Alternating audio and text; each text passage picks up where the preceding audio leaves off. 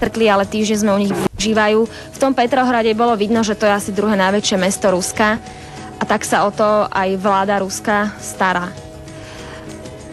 O to tretie sa asi stará ešte menej, o to štvrté najväčšie ešte menej a tak ďalej. Takže ešte Petrohrad má trošku šťastie. Áno, má v tomto smere má šťastie. Bolo to mesto úplne iné.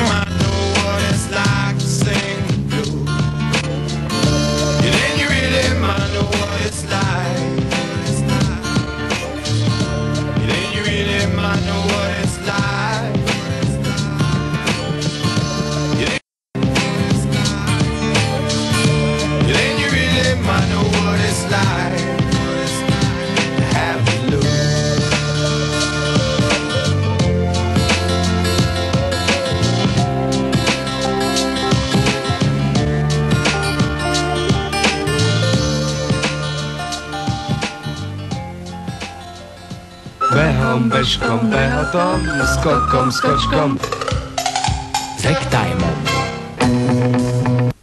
Ja tancujem, takže z tohto, preto som chcela veľmi vidieť. A ja mám balet veľmi rada. A ruský balet, ja sa v tom vôbec nevyznám, ako vo veľa veciach. Ruský balet má akože cvenk, že áno. To je, že vidieť ruský balet, to je jak z Dola skály na operu, hej? A práve Petrohradský teraz, áno. Také najznámejšie.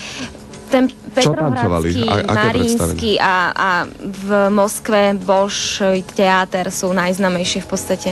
No videli sme Žizel, myslím, tak ozajstný balet to bol a potom sme videli jednu súťaž baletnú, teda tak finále. Tak o tom by som možno povedala niečo ja.